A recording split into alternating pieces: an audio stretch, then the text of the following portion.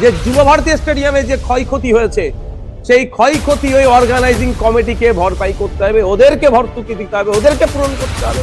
জনগণের ট্যাক্সের টাকা থেকে যুব ভারতীর একটা চেয়ার বলুন আর যাই বলুন যে ক্ষয়ক্ষতি হয়েছে একটাও ক্ষতিপূরণ দেওয়া যাবে না।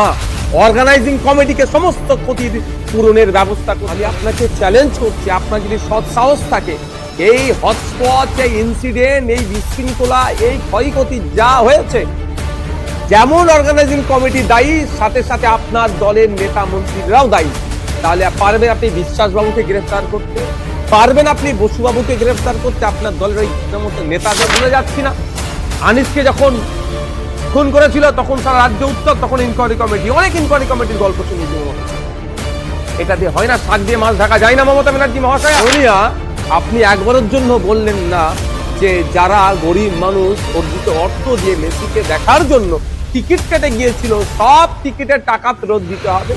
আপনি বলুন আর তাই বলুন, আমি আপনার বলে রাখি আইন সবার টাকা ফেরত দিতে হবে, নাইলে আইনের মাধ্যমে। ভারতীয় স্টেডিয়ামে যে ঘটনা ঘটলো কলকাতার ফুটবলের এক কলঙ্কময় দিন, যুব ভারতী স্টেডিয়ামের জন্য একটি কালো দিন। আমরা জানি গত রাত থেকেই রাত জেগে কলকাতা শুধু শহর নয় রাজ্যের বিভিন্ন প্রান্ত থেকে মানুষ এসে উপস্থিত হয়েছেন যে সকালে মেসিকে দেখবেন। বিনামূল্যে নয়, তাদের অর্জিত অর্থ দিয়ে কেউ 4,000, 5,000, 12,000 টাকা দিয়ে টিকিট কেটেছে মেসিকে দেখবেন। কিন্তু আমরা দেখলাম কি, দর্শকের আসনে যখন টিকিট কেটে সাধারণ মানুষ উপস্থিত হলেন, মেসি যখন মাঠে পৌঁছালো দেখতে পাচ্ছি আমরা তাকে ঘিরে রেখেছে কারা? এই শাসক দলের নেতারা এবং তাদের আমচা চামচাগুলো।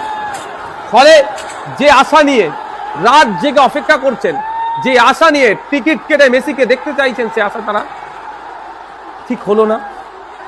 ফলে বিশৃঙ্খলা হলো।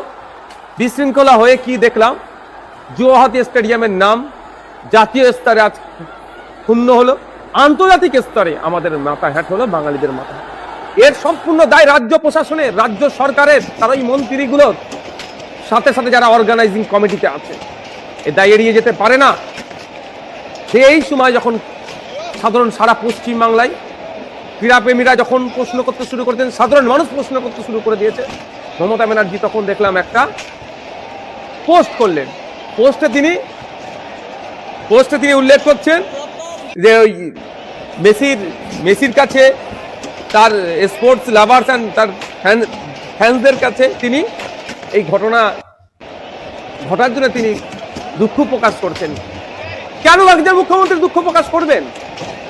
সাথে সাথে দুঃখ প্রকাশ করে তিনি একটা ইনকোয়ারি কমিটিও দুঃখ প্রকাশ করে তিনি একটা inquiry committee under the chairmanship of justice retired যিনি আছেন Asit Kumar Roy sir, chief secretary এবং additional chief secretary home and hill affairs ডিপার্টমেন্টের, এর দিয়ে একটা কমিটি বানিয়ে দিচ্ছে। ইনকোয়ারি কমিটি বানিয়ে লাভ কি হবে? মমতা ব্যানার্জি এই ধরনের কমিটি ইতিপূর্বে মানে শয়ে বানিয়েছে। লাভটা কি হচ্ছে সোসাইটির? ইনকোয়ারি কমিটির ফিডব্যাক কি আছে? মমতা ব্যানার্জি এর মধ্যে কোনো ডিউরেশন পিরিয়ড উল্লেখ করে দেয়নি যে 15 দিনের মধ্যে ইনকোয়ারি কমিটি ইনকোয়ারি করবেন, করে এই যেগুলো যা আসবে ব্যবস্থা গ্রহণ করা হবে। শুধুমাত্র যে ক্ষোভ হয়েছে, ক্ষোভকে প্রশমিত করার জন্য তিনি একটা আইওয়াজ করছেন। আমরা ভুলে যাচ্ছি না, আনিসকে যখন খুন করেছিল তখন সারা রাজ্য উত্তর, তখন ইনকোয়ারি কমিটি, অনেক ইনকোয়ারি কমিটির গল্প শুনিয়েছি। এটা দিয়ে হয় না, শাক দিয়ে মাছ ঢাকা যায় না মমতা ব্যানার্জি মহাশয়া। আপনার দলের এমএলএ গুলো, আপনার দলের মন্ত্রীদের জন্য বিশৃঙ্খলা হয়েছে, আপনার দলের নেতাদের জন্য বিশৃঙ্খলা হয়েছে। যখন এটা চরম আকার ধারণ করছে, মানুষ, সারা বাংলার মানুষ যখন এখন প্রশ্ন করছে, আমরা দেখলাম কি যে অর্গানাইজিং কমিটির যিনি মূল হোতাকে গ্রেফতার করেছেন, দত্তবাবুকে। আমি আপনাকে চ্যালেঞ্জ করছি, আপনার যদি সৎ সাহস থাকে এই হটস্পট, এই ইনসিডেন্ট, এই বিশৃঙ্খলা, এই ক্ষয়ক্ষতি যা হয়েছে, যেমন অর্গানাইজিং কমিটি দায়ী সাথে সাথে আপনার দলের নেতা মন্ত্রীরাও দায়ী। তাহলে পারবেন আপনি বিশ্বাসবাবুকে গ্রেফতার করতে, পারবেন আপনি বসুবাবুকে গ্রেফতার করতে, আপনার দলের ওই সমস্ত নেতাদেরকে যারা মেসিকে ঘিরে রেখে দিয়েছিল। আর দত্তবাবুর সাহস নাই আপনার দলের নেতাদেরকে বলা, স্যার আপনারা একটু সরে যান বা দর্শকরা দেখবে, কারণ আপনাদের দলের নেতারা ঘিরে রেখেছিল। এই বিশৃঙ্খলা করাতে আপনারা যে দত্তবাবু যতটা দায়ী, বিশ্বাসবাবুও দায়ী, বসুবাবুও দায়ী। এদেরকে কি গ্রেফতার করতে পারবেন?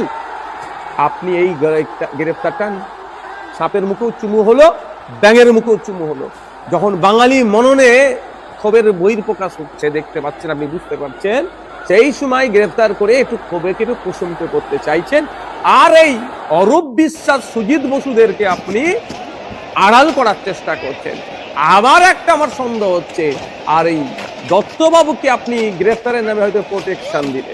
মাননীয়া, আপনি একবারের জন্য বললেন না যে যারা গরিব মানুষ অর্জিত অর্থ দিয়ে মেসিকে দেখার জন্য টিকিট কেটে গিয়েছিল, সব টিকিটের টাকা ফেরত দিতে হবে। আপনি বলুন আর নাই বলুন, আমি আপনার বলে রাখি, আইন সবার টাকা ফেরত দিতে হবে, নাইলে আইনের মাধ্যমে বুঝে নিয়ে।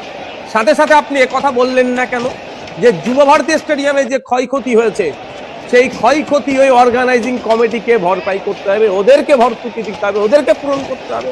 জনগণের ট্যাক্সের টাকা থেকে যুব ভারতীর একটা চেয়ার বলুন আর যাই বলুন যে ক্ষয়ক্ষতি হয়েছে, একটাও ক্ষতিপূরণ দেওয়া যাবে না। অর্গানাইজিং কমিটিকে সমস্ত ক্ষতির পূরণের ব্যবস্থা করতে হবে। এটা আপনি বললেন না, কিন্তু এটা আমরা দাবি তুলছি, এই ব্যবস্থা করতে হবে। যুব ভারতীর মতো স্টেডিয়ামে যে আজকে তাণ্ডব চলেছে, এটা ভাবে কোনোভাবেই কাঙ্ক্ষিত নয়। সাধারণ মানুষদের উদ্দেশ্যে আমার বার্তা এটাই যে যুব ভারতী স্টেডিয়াম একটা জাতীয় সম্পদ, সেই সম্পদের রক্ষণাবেক্ষণ করার দায়িত্ব আপনার আমার। এটাকে আপনাকে আমাকে রক্ষা করতে হবে, এটা কোনোভাবেই কাঙ্ক্ষিত নয়। আমাদেরকে আরো ধৈর্যশীল হতে হবে, আরো আমাদেরকে ধৈর্যের পরিচয় দিতে হবে, দায়িত্বশীলের পরিচয় দিতে হবে। আমি আশা করবো এই ধরনের ঘটনা আমরা সাধারণ মানুষ আমাদের দিক থেকে আগামী দিনে হবে না। পরিশেষে আমি মমতা ব্যানার্জির কাছে আমার বার্তা যে আপনার লাস্ট 5 বছরে পশ্চিমবাংলার ফুটবলের ব্যাপ্তির জন্য কি কি পদক্ষেপ গ্রহণ করেছে আপনার দপ্তর, স্পোর্টস, ইউথ অ্যান্ড স্পোর্টস দপ্তর, আপনি জানেন? একটা সময় ছিল ভারতীয় ফুটবল টিমে 8 থেকে 10 জন বাঙালি ফুটবল প্লেয়ার থাকতো, আর এখন খোঁজ নিয়ে দেখুন ভারতীয় ফুটবল টিমে একটাও বাঙালি প্লেয়ার আছে কি না। এই দুরবস্থা কেন? আজকে বাংলার ফুটবলাররা উঠে আসছে না কেন? বাংলার ক্রীড়াবিদরা জাতীয় স্তরে, আন্তর্জাতিক স্তরে ভালো পারফর্ম করতে পারছে না কেন?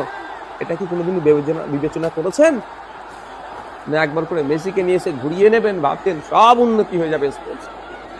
হ্যাঁ, তারা বিশ্বের খ্যাতনামা প্লেয়ার, তারা আসবে, তাদেরকে আসুক, সাথে সাথে আমাদের স্পোর্টসের ডেভেলপমেন্ট হোক। তার জন্য কি ব্যবস্থা গ্রহণ করেছেন মাননীয়? শেষ 10টা বছরে পশ্চিমবাংলায় কটা আন্তর্জাতিক ফুটবল ম্যাচ হয়েছে, সেই তথ্যটা আমি মমতা ব্যানার্জির কাছ থেকে আশা করছি তিনি এটা দেবেন।